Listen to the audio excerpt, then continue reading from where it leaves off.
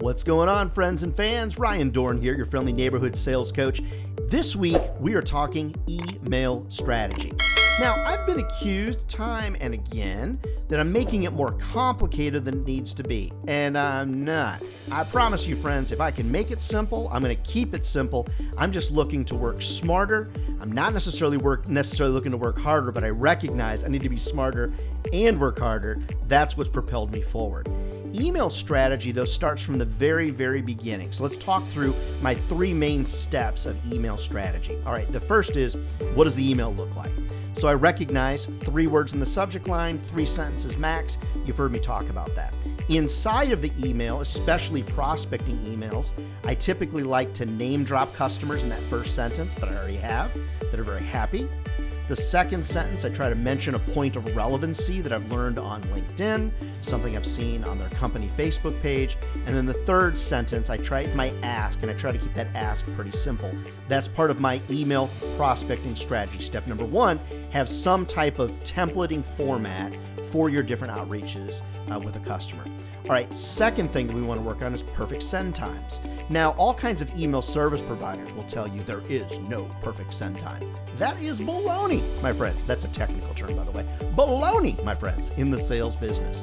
There is perfect times to send emails to clients. You just need to know the industry you're working in, or if you don't know the industry you're working in well, you just need to think of yourself as a normal human.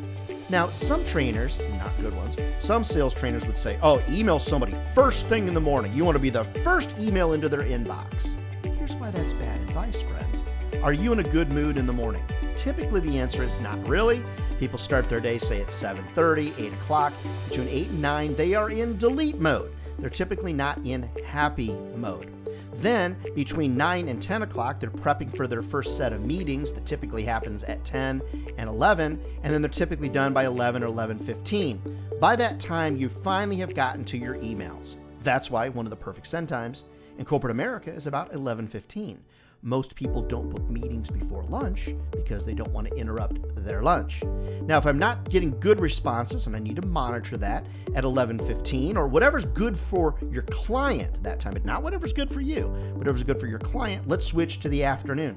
But wait, Ryan, people at noon are eating lunch at their desk. That's a great time to send email.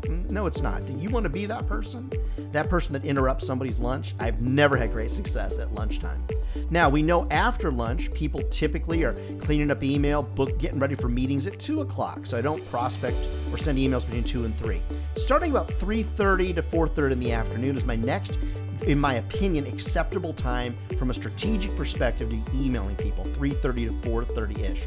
Not much past 4:30. Also recognize if somebody's a parent, needs to pick up the kiddos from school, maybe you change the send time there. But it's important to recognize, do you have some type of strategy, or are you like an old West gunslinger that's just walking through the town and shooting tin cans, off the fence posts as they come up? You really don't want to be like that. It just doesn't make sense. All right, so that's the second thing, is the perfect time. So first, perfect email structure.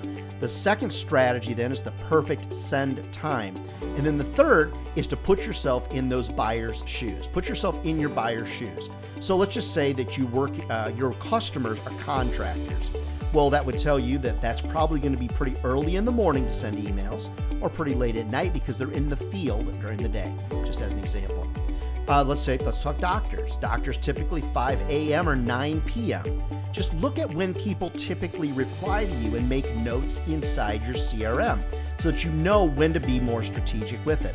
Now, friends, as a part of that little strategy where you're trying to identify, people's patterns, it actually isn't that hard. I've got customers now that I know will reply at 2 o'clock. I've got a couple folks who reply always at noon. A couple of folks that are like 5 a.m. So as a part of that strategy is using your email technology to its fullest. So in Outlook and Gmail, they both have send later features. All right, so let's pretend for a second you're a 5 a.m. kind of person. You're up answering an email at 5:30 in the morning. Good for you, by the way. Good for you. Not me. Well, you want to send that email at the time perfect for the customer. So you're going to use send later, have it hit at 11:15, just as an example, or have it hit at 9 p.m. if that is the circumstance. Recognize, friends, that email technology can help you in that.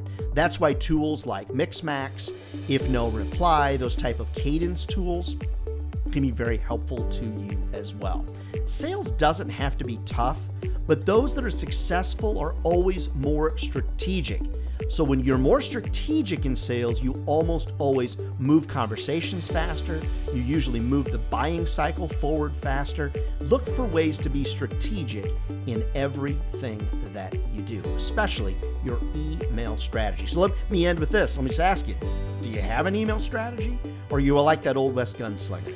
Be somebody that has a strategy. Those with a strategy are almost always more successful.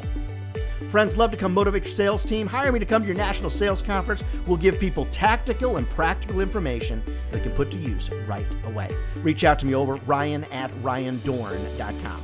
All right, friends, we'll see you next week.